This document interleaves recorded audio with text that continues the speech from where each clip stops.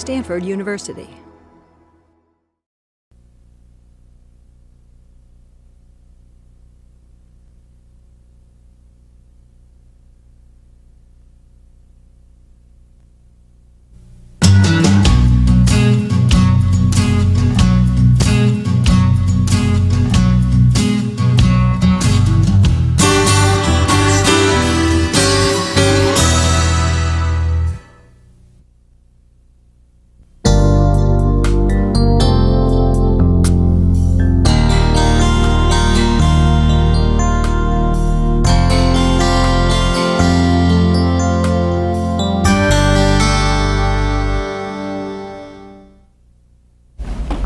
As was mentioned, I'm going to talk about teaching by the case method, and I'm actually not used to a room like this, so I may wander a bit. I'm a wanderer.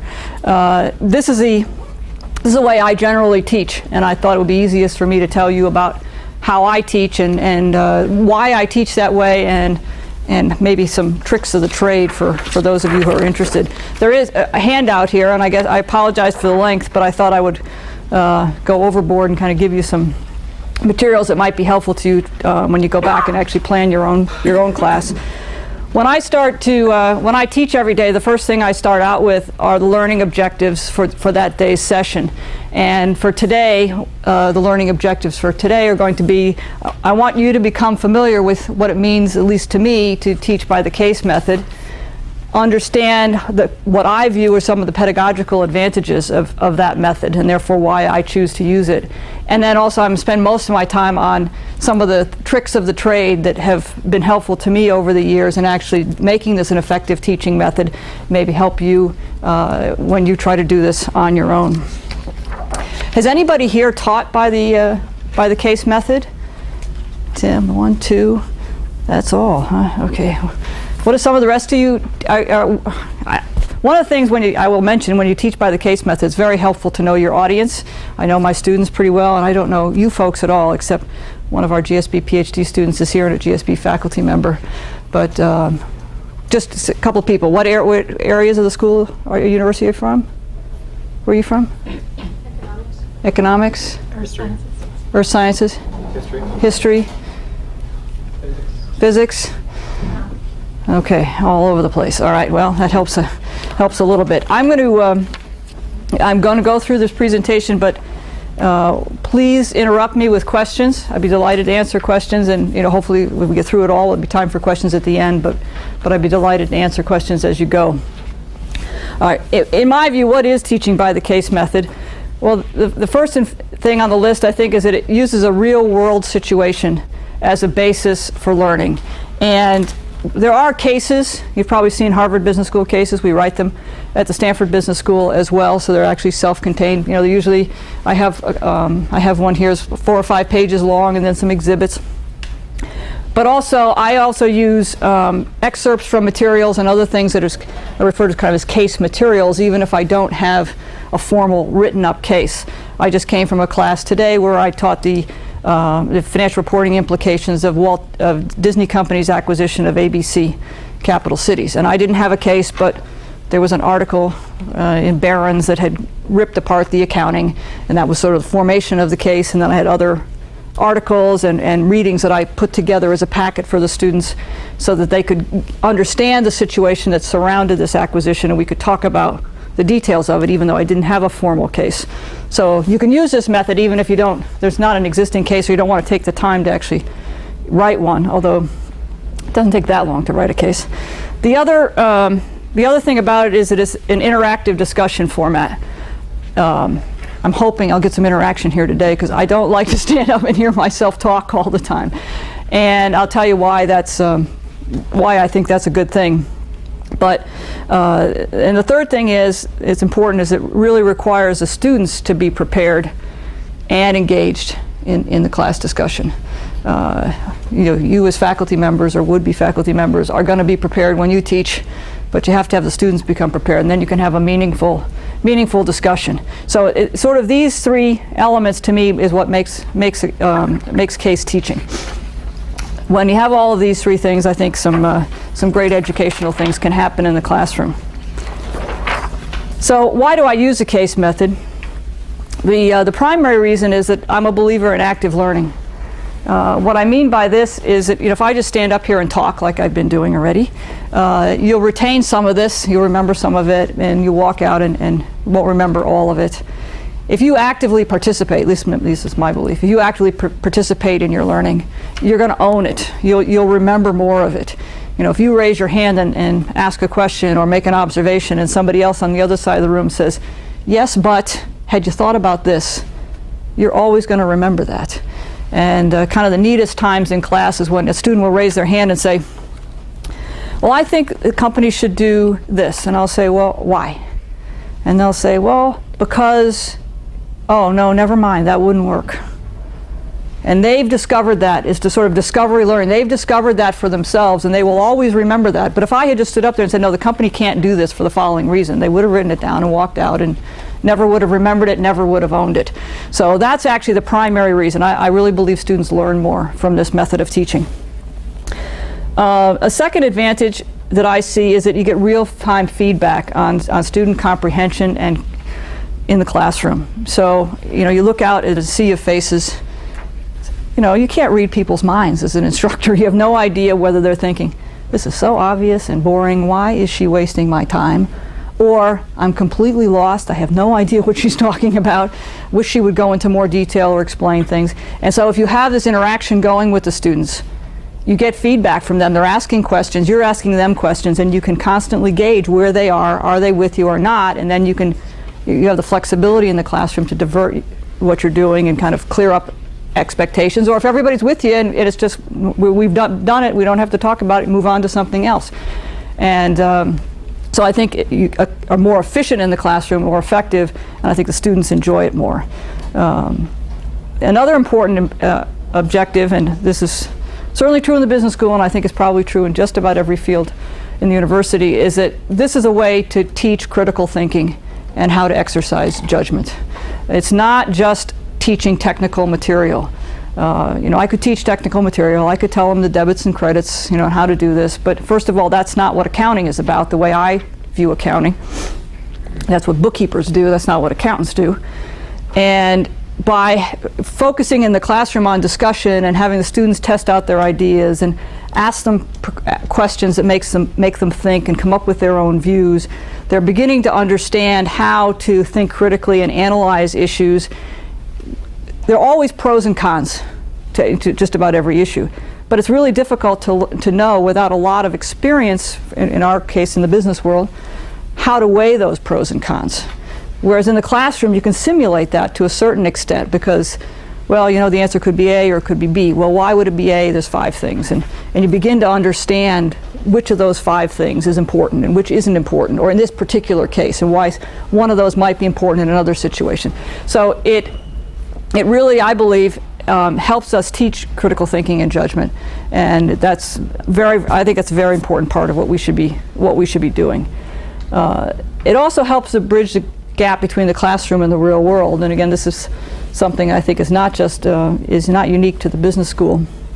You think about textbooks. Everything in textbooks is canned, and it's kind of little examples, and everything works neatly. They tell you in the question exactly what you need to know to solve the question, solve the problem. Not much more, not much less. So the students know what they have to do. You go out in the real world, and it's chaos, right?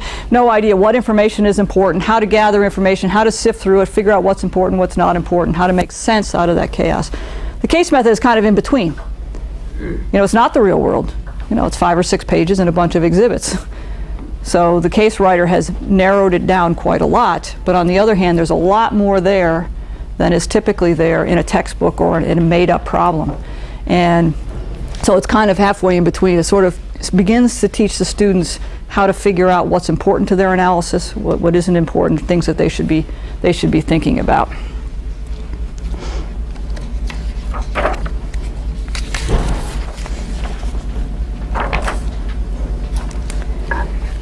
Some of the other advantages that I see are this notion of primary and secondary learning.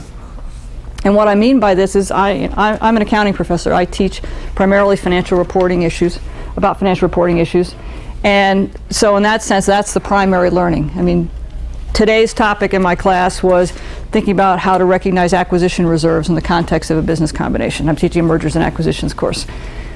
That's the primary learning. And but one of the nice things about a case is that, we did Disney's acquisition of ABC.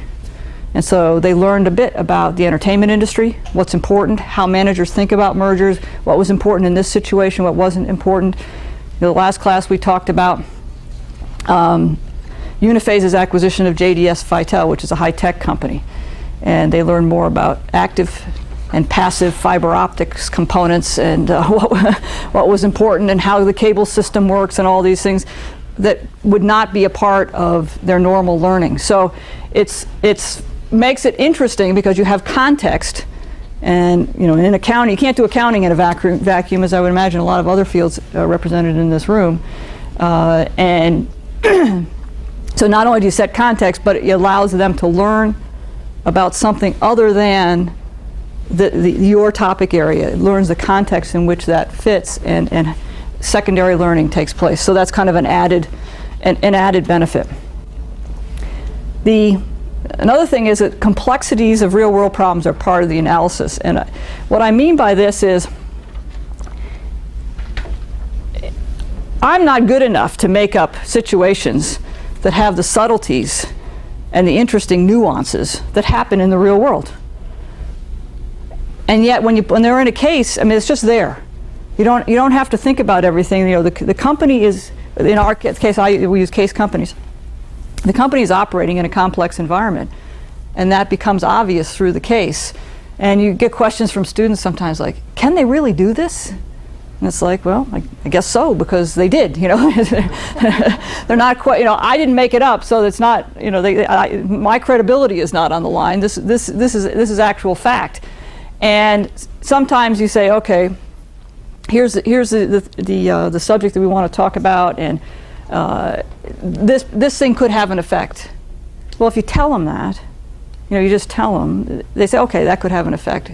But if you're using a case, you can see how big the effect is, how much you know about the effect, how that effect is playing out. And sometimes when I walk in the class, the downside of this, all of this, is I walk in the classroom having prepared the case, right?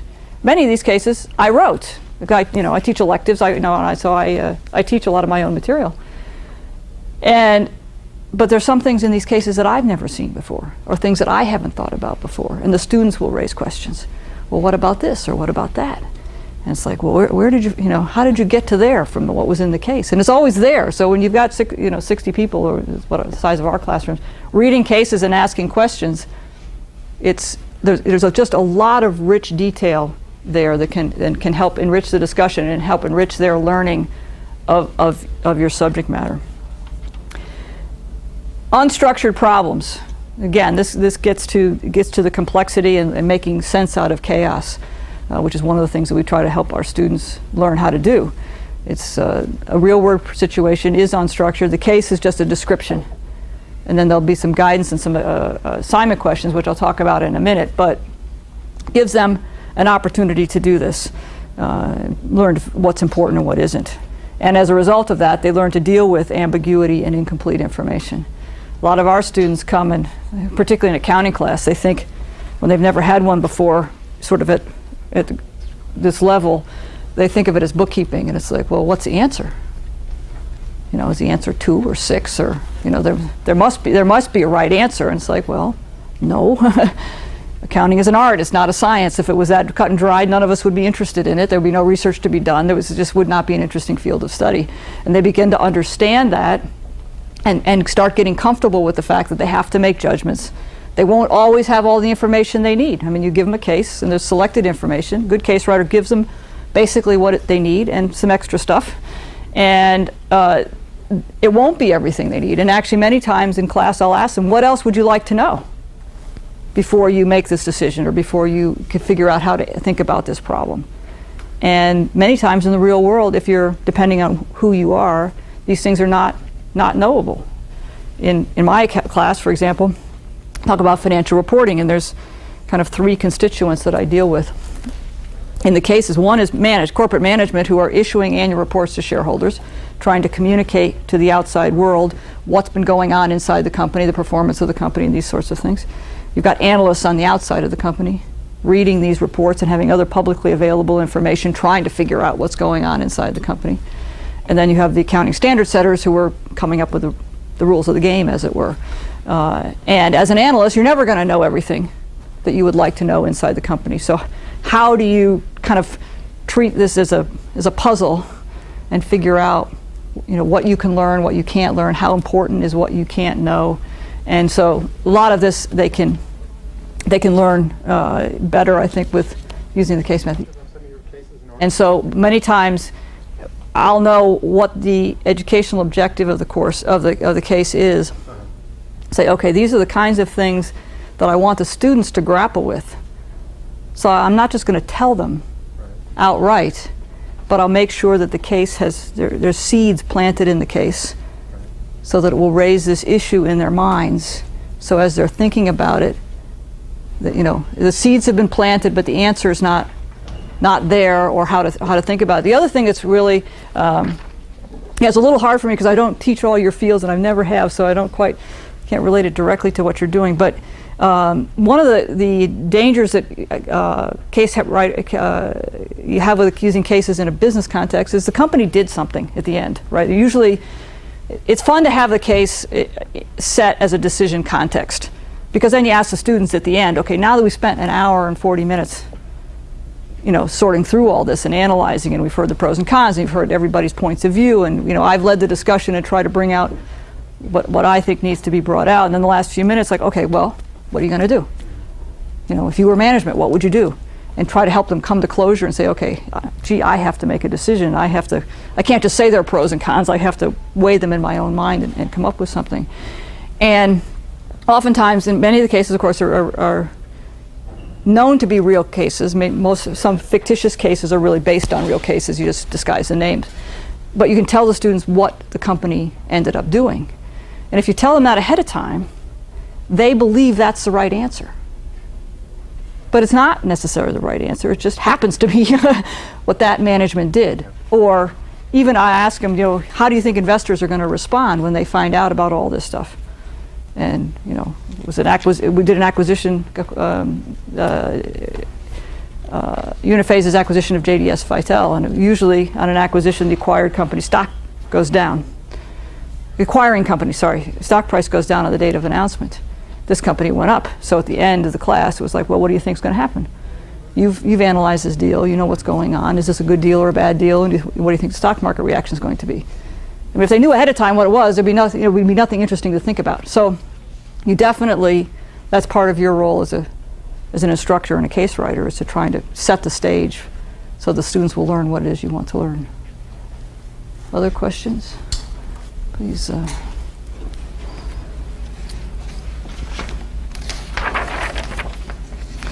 Okay. So how do we do this? And I have kind of 4 different areas that I'm going to talk about. And you'll see some of them are process and some of them are content. And actually, when you teach by the case method, process is important because you're trying to manage the learning process in the classroom. It's not a matter of preparing it all in advance. I never quite know what's going to happen when I go into class. I have a plan, and I think I know what's going to happen. I know how I think it's going to go, but it doesn't always happen. Happened to me this morning, but we'll talk about that. I guess first and foremost, you have to care about students' learnings. That's, you know, maybe that should, you know, doesn't need to be said, but I guess I'm going to say it. And because sometimes students feel as if some professors don't care about their learning. And if you really care, then you're going to be more focused on asking them the right questions, challenging them the right way in the classroom, thinking about all these issues when you're writing the case. And they will sense that. And if you care, then they start caring. And then they learn a lot more. Get to know the students. This helps immensely. As I said, I feel like I'm a little bit of a fish out of water here because I don't know all you folks. But there are many advantages to knowing the students. First of all, if you understand their backgrounds and what their weaknesses are, or there, kind of holes in their backgrounds. You could be sensitive to trying to fill some of those in. When I have, and I'll show you in a second how I get some of this information, but particularly at the business school, I have students who take my class who are taking it because they think it's like really important stuff and they need to know this stuff. They don't get it. They've never seen it before. They don't know anything about it, but they just know they need to learn it. Other people that take my class have done this in the real world before. They've done mergers and acquisitions. They work for investment bankers, but they didn't quite understand all of it.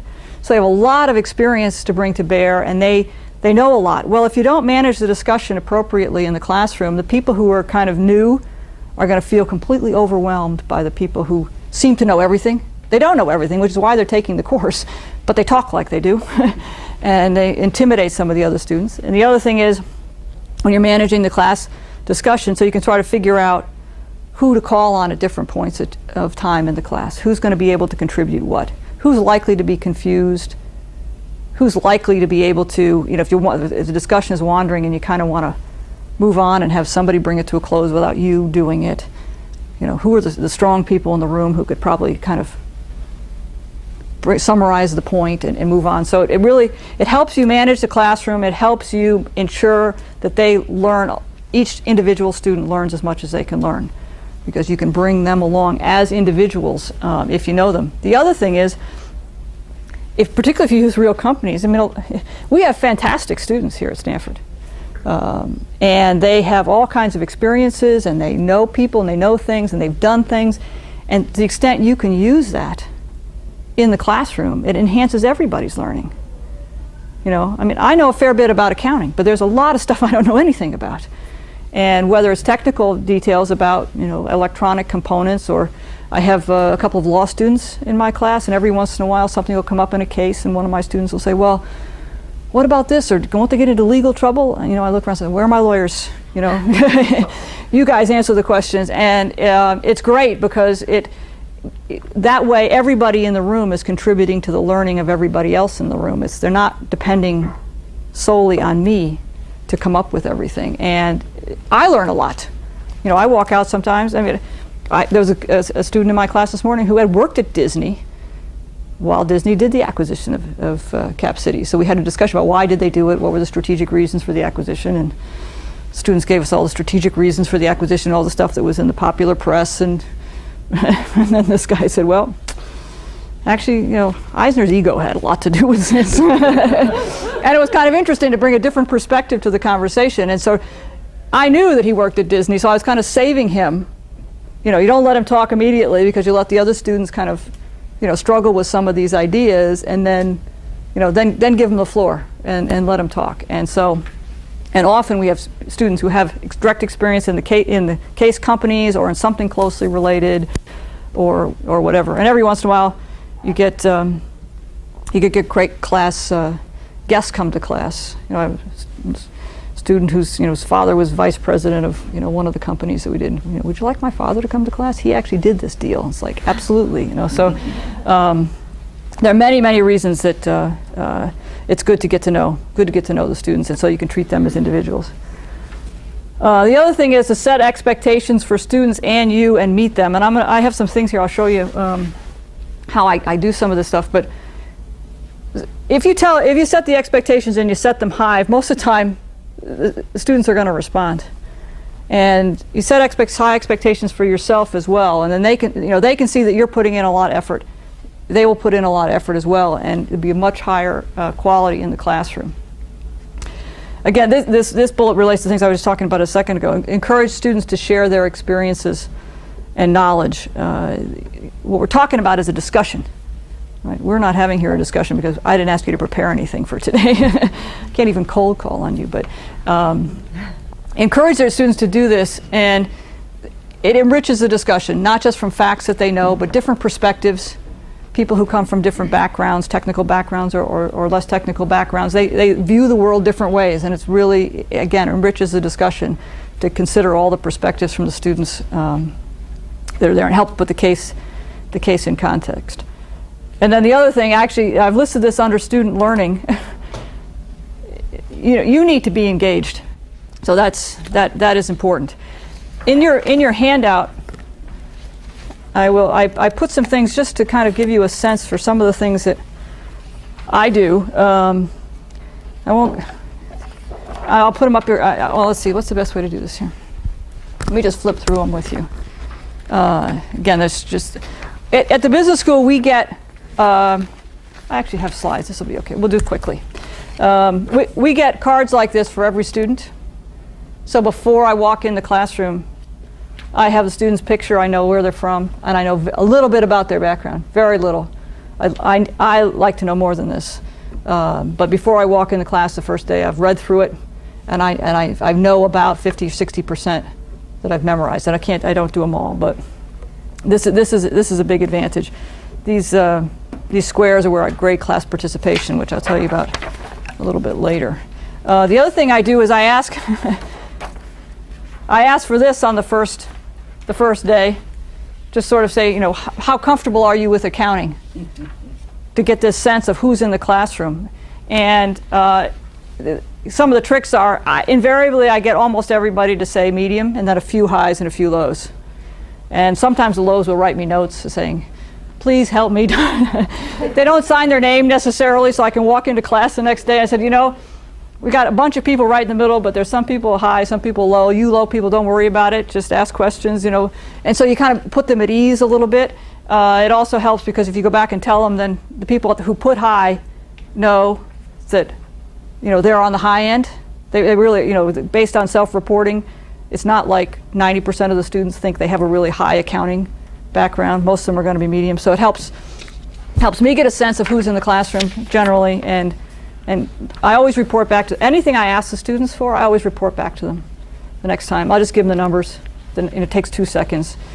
In terms of background, as I said on those cards, I don't get a lot. So this is a handout that I used for my the first day of this current class. I talk about the topics that are going to be covered. So if anybody has experience in these topics, and then the case companies that we're using. So if anybody has experience in those, and they fill them out. Even a lot of them say none. I don't have any. It's like that's fine. But then I file them away, and then before class, I kind of scan down them to see if anybody, just like this guy that had worked at Disney today. So I know he's there, and know he can contribute to the discussion. In the there's another form that this one is a little bit less.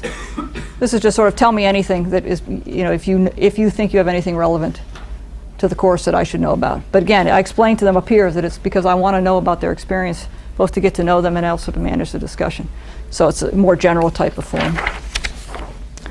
In terms of setting expectations, these are overheads that I use on the first day of class. You can read through them if you want, but this is how I set expectations. It's all clearly laid out in the syllabus, and then talk about how I'm going to teach. There's a group project, but why I teach that way, some of the things I've just told you, but these are handouts that I give to the students, and we talk through them. Here's the shared responsibility, you and me, and I got to go through these, and I tell them, you expect me to be prepared for class every day. Well, I expect you to be prepared for class every day. We're in this together. We're here to learn together. It's not me teaching you. You have to learn. And so we talk about these things, and this is the expectations that I try to set on the first day. And then the syllabus is all more written out in the syllabus as to what the course is about, how we'll come back to this later. This particular course, I grade 50% on class participation. And we'll talk about that in a couple of minutes. But what does class participation mean to me? I lay out for them so they know what I expect of them. And so you can have a look at this to whatever extent. But that's what I mean by, how I get to know the students. I also talk to them, obviously, after class starts, but at least try to get a sense for who they are, what they know, and how it relates to what we're up to. Okay, next thing is structure the discussion. It's nothing worse than coming into class and say, let's talk about Disney's acquisition of ABC, for an hour and 45 minutes, and nobody has any clue, where you're going or why. And you can imagine that in a case discussion, if you're not careful, it can degenerate to that. So what I try to do structure for myself is identify the learning objectives for the day, for the course, which is for the class session, and then for the case itself. Our classes are an hour and 45 minutes, and so I usually talk about the case for about an hour 10, hour 15, and then at the beginning of class I do some kind of interactive lecture stuff on some of the technical material before we get into it. So the objectives for the class aren't always exactly the same as the objectives for the case. I actually use the learning objectives for the case as the wrap-up at the end. Say, this is what I had hoped you were going to learn from this case. And because we do it by the case method, I never quite know. As I said, you never know. When you walk in the classroom, you have an idea, particularly if you've done the case before. But you don't know if you get to everything. You try to. But if things get really interesting, you can kind of move off your plan a bit. Set a range of assignment questions. This is important. It's just try to say, okay, here's a case, and now here are the 3, 4, 5 questions, no more than that I want you to think about as you're preparing the case. And in accounting, there's always a question or two on crunching some numbers, right? I mean, that's what it's about. But always sort of starts out generally. It says, okay, what is this company about? What's their strategy? What are they trying to do? Why are we doing this? Then run through some numbers, whatever the numbers happen to be, counting different ways. How do you think about it? Then what's your judgment on which of these is better, which better reflects the underlying economics, whatever it happens to be, and then kind of usually a question on, well, what would you do? Or what do you think management should do? Or to kind of come to closure. And I go through those questions in class, but not necessarily sort of in order. It's not like, okay, we take question 1, 2, 3. There are more questions that help them think about how to prepare for the class, not necessarily if they have these answers, they shouldn't come to class. If they've thought about these questions, then they can have this kind of discussion that I want to have. And I'll show you those in a second. And then the other thing I do is I structure the discussion with overheads that I hand out before class. These are the overheads for today's class. They're actually thinner than normal because there was some pretty tough number crunching that took a bunch of time. But this is what I hand them. Oh, for our MBA students, all has to have 3 holes. They don't like it if you don't have 3 holes. The first thing is the learning objectives, and I put some of these in your case. And then these are my overheads. Oh. Okay, and sometimes I'll have some. If there's some. Today there weren't any specific numbers that I put in here, but every overhead has a question at the top. Acquisition reserves. What are they? Why do they arise? We spent 25 minutes on this slide this morning, which was a lot more than I had intended, but we had a very interesting discussion. And then at the top, so the top of every page are all questions, and I have some sense of how long I want to spend, so it's how much space I leave. And when I'm done, let's take a second here. This is from my class today. The overheads are filled out based on what the students say, and so when they get done, so the question is, how do I not give it away? Well, I don't give them any answers. I only give them the questions. And when they're done, their notes are organized, so they sense that we didn't wander from topic to topic, that we talked about this, we talked about that, and the questions build to the end the way I want to build things. I don't always know what they're going to say. That's why it's not all filled out, because it is a discussion, and I'll write down points that they'll talk about and figure out whether, to the extent they have merit. If there are numbers that are crunching that I don't want them to waste time, I'll put like with an acquisition, I may put down the 2 company sets of numbers and say, okay, now what would the company look like if we use purchase accounting? And those are blanks, and then we'll fill them in together in class, and they'll help me figure out what numbers. But I kind of do some of that stuff, so they don't know the answer, but this facilitates their note taking and shows them that there's organization, but it's only questions. Is Disney managing earnings or properly accounting for the acquisition? The very last slide. What should management do in response to the criticism? So again, try to bring it together, but always questions that they can answer, and I choose the questions carefully. So again, in your handouts, course objective for the first day, course learning objectives that I give them on the first day,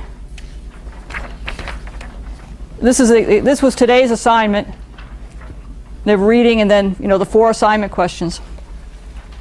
Turns out in this case the first question was really the technical stuff. Abe Brilloff had written an article in Barron's that had a lot of numbers in it, and it was not quite right, and caused their stock price to drop. And it provided an interesting setting in which to talk about these reserves. It's always nice to have an interesting setting because they get the students engaged. And when it's a fun topic or something that hit the news or whatever, then they're more inclined to really get into it and enjoy the conversation. At the same time, they're learning about the stuff that you want them to. So those are the assignment questions. Then today, the ones I showed you just a second ago, these are the learning objectives for today. Today's class, and then at the end, I put up the learning objectives for the Disney case. And this serves as a wrap-up. I mean, I don't tell them, here are the facts I wanted you to learn, because they're going to take away what they want. But these are the things that I hope by the end of the discussion they have come to understand better than when they walked in. And this is the summary of the case. It's kind of the takeaways, if you will, that I want them to have. Okay. Managing the discussion. That's the substantive part of this, but to be successful you have to do it. And ask open-ended, provocative questions. And again, the selection of the questions is key to kind of lead the discussion, build on the discussion where you want the discussion to go, and to get across the educational objectives that you have. Follow up on incomplete responses. Sometimes a student will say something half. It's like, come back to them and make sure that you dig down deep enough. Or have other students, somebody will say something and say, sometimes I'll just get this puzzled look on my face. Say, does everybody agree with that? And then somebody said, well, I'm not sure that was quite right because of, blah. And so you get the other students engaged. It's not me responding to each student. It's the students talking to each other with me kind of orchestrating the whole thing. Focus on accomplishing learning objectives. It's nice to write down the learning objectives for the students, but it's nice to write down for you. So you remember what is it you're trying to accomplish, particularly because you get into these interesting discussions. And sometimes the student will want to take the discussion off in some other direction. And once you have the learning objectives down, you can say, what, that's very interesting, but not now, not today. Let's come back to what we're talking about. So you don't just let things travel wherever they want to go. Everybody knows what it is you're talking about and why, and that gives you the right to call things out of bounds. Tie in points that made previously, just like you can imagine, like any discussion. Fred, that relates to what Fred said 15 minutes ago, because he said this, and it's very similar, but blah, blah, blah, to help them understand the tie-ins. Or, this is what Cosby said 3 classes ago. Do you remember we had a discussion about blah, and Cosby raised this issue? It's the same thing, only so to help them see connections across during the class time and between classes.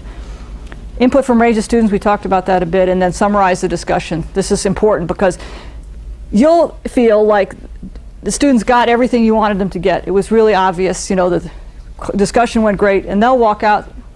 It's like, what was I supposed to learn from this? Well, they have less security about it than you do, and so it really is important at the end. And that's why I said I used those learning objectives at the end, so they say, aha, yes, that's what this discussion was all about. That is what I got out of this. So it is important. And again, I don't put it up as a summary, because I said put up the objectives that what I wanted them to get out of it.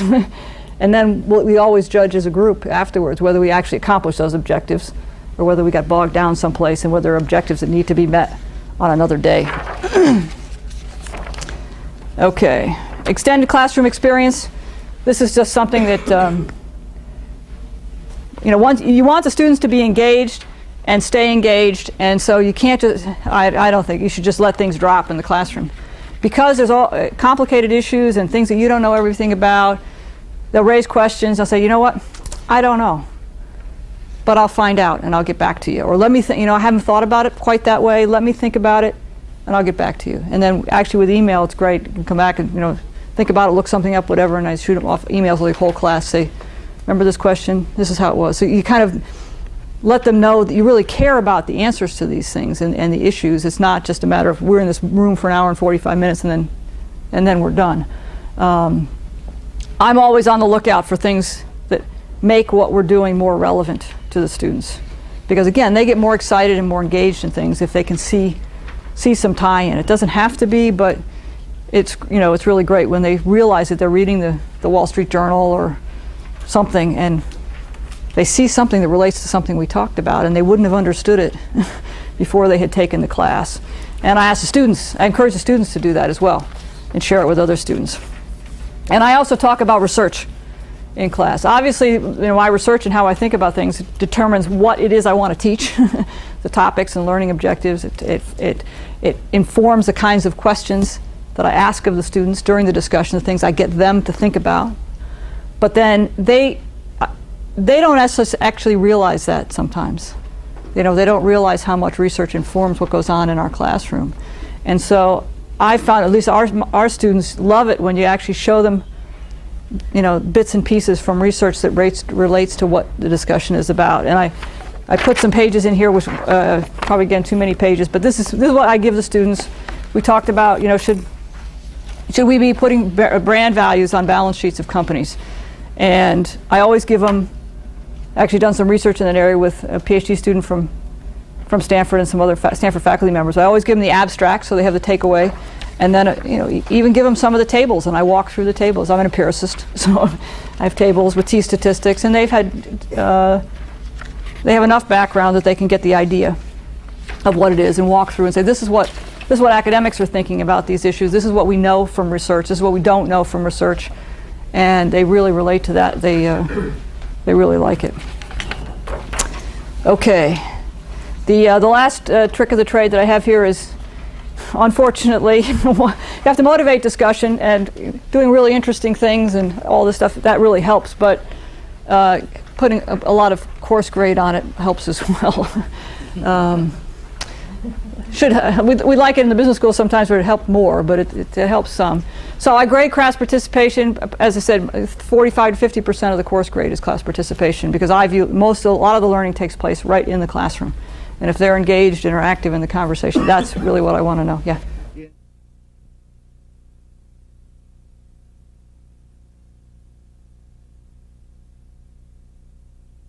They've never challenged me. And I'm actually very careful about it. I showed you the card that had those 20 boxes for the 20 sessions. I come back after class every day and grade their participation. It's not that hard. I mean, you just spent an hour and 45 minutes with these people. You know, who said what. And I have a point system. My point system goes from 0, well, I give negative points sometimes for class participation. if they completely derail the conversation, or it's just it's like negative. But basically, 0 to 5, I give them some credit for coming to class, because I grade on attendance as part of class. You can't talk if you're not there, so I give them just for showing up. So I know who's there, take attendance. I have a seating chart with their pictures on it. And that's the other way I get to know them. They sit in the same seat, and I know their faces, so I get to know them really well. It's not that hard. It takes me about 5 minutes. And then I grade, were they active in the conversation? Did they say something? Did they say something really good? Did they say something really great? So I kind of have this point scale, and I just add it up at the end. So it's not like at the end of the quarter I say, oh, let's see, how did this go? And I know what days they were there, and actually sometimes I'll jot down, Fred made this great point about so-and-so, or, the one day my law student just went on for 10 minutes explaining all this intricacies of stuff, and it was fantastic. The whole class was just in awe, and he got great marks for the day. So it's more objective than you actually might think, and I've never had a student question me about it. Yeah.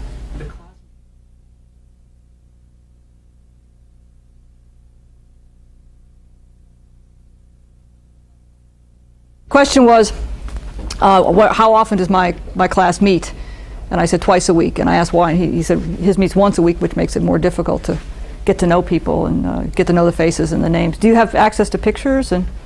Yeah, I do. Yeah, so that helps some, although sometimes people have really pictures that don't look like them at all. And you kind of memorize the picture, and then it takes 3 or 4 classes for you to realize that you used to have really long hair, now has really short hair, or whatever it happens to be, and it's so you can get in trouble sometimes. But how many students do you It varies, but our classes go up to 66.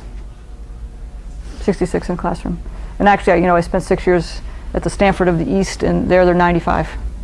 And same thing, you have to know all the students and do participate. So when I got here with 66, it was easy. Not a problem.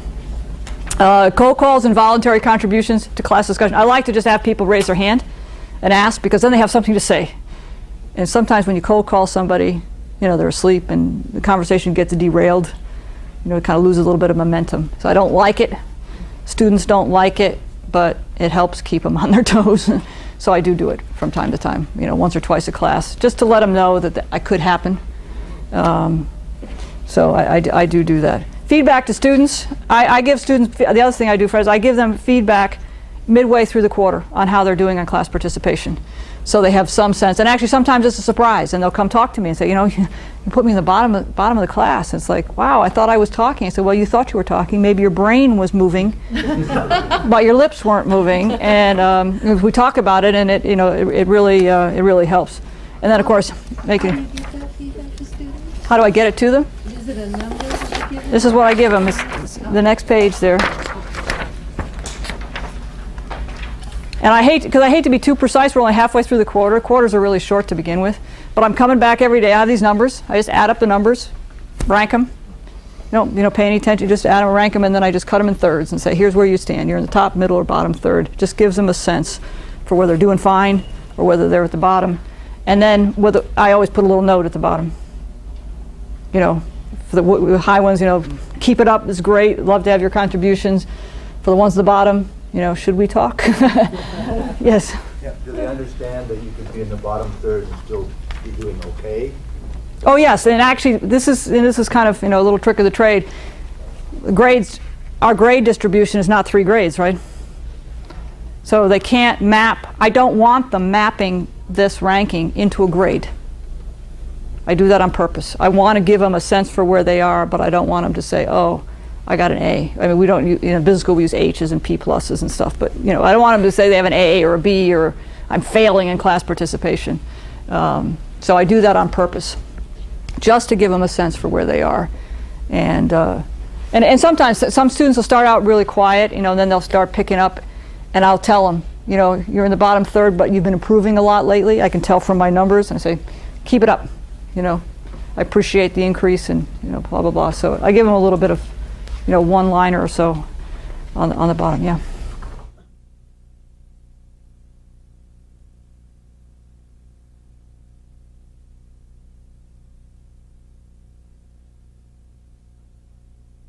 I'm in charge. They still have to raise their hand, okay? And I have to call on them. And so that's one way. And I think the students realize that when they're dominating, the other students don't like it. And sometimes I will put in the bottom of here, I appreciate your comments, but give other people a chance to talk. But I don't have to do that very often because, again, I'm in the front of the room. And they can tell they have their hand up. I look right at them and then look around the room. And somebody else will raise their hand, or I will cold call somebody. I just won't repeatedly call on the same person. It's my job to make sure that doesn't happen in front of the room. Okay, we're almost out of time here. So, in conclusion, I just want to say I think the elements of successful case method teaching are similar to those for any other method. Right? You have to focus on student learning. You have to care about that, number one. Provide objectives and structure. Don't just let the conversation wander. Know what it is you want to accomplish. You have to be prepared, engaged, enthusiastic about what you're doing. Otherwise, they won't be. One thing I didn't mention is you have to be willing to say you don't know. And that's much more important in case method teaching because there are all these things about the case. As I said, that you don't even realize complexities. And students will raise questions and I say, I haven't thought about it. That's a good point. I don't know. Either I'll find out or let me think about that some more or whatever. You can't possibly know everything in this kind of a setting. Solicit student feedback, something else I always do. And the form I use is in your packet as well. I do this mid-course. And again, it takes 5 minutes. I give them 5 minutes to fill it out, and it takes me 5 minutes the following class to report back to them as to what they told me. But I ask, I'll see how the pace is, it's too fast or too slow, and that gives me some indication whether, whether I should change or whether everybody's in the middle. And again, I have these two outliers, and I tell the people on the top end, be patient, and the people on the bottom end to, I'm not going to slow down, but come talk to me if you have problems, or we'll work, if you think I'm going too fast, deal with me on it. I can't slow down the whole class. So get some sense of how much time they're spending preparing. Ask them about different days, how they think about it, what's good or bad. It gives me feedback for when I'm redesigning the course for the following year, and also gives me some insights into what they think has been interesting or not interesting. So, and then comments and suggestions. So I give that, and then again I report back to them.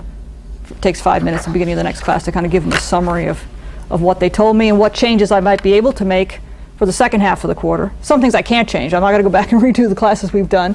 Syllabus is together. I'm not going to change that, but little things, or too much time on the numbers, not enough time on the numbers, whatever it happens to be, those things I can manage going forward.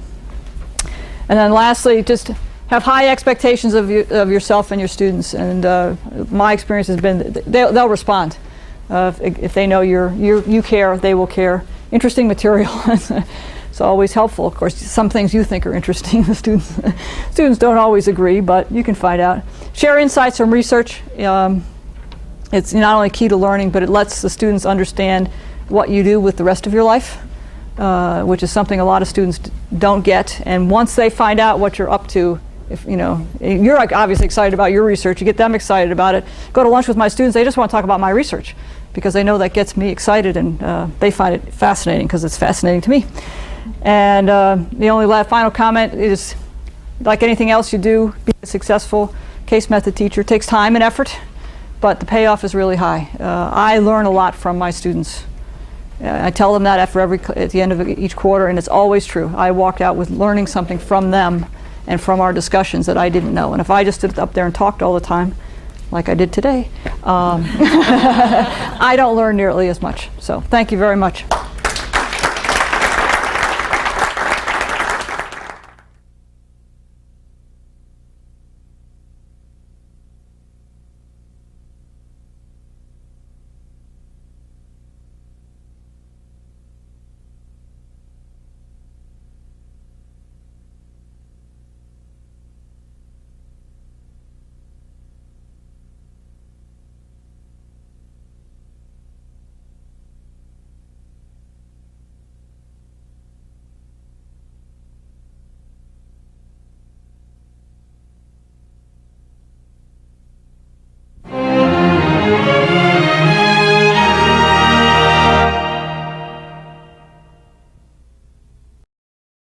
For more, please visit us at stanford.edu.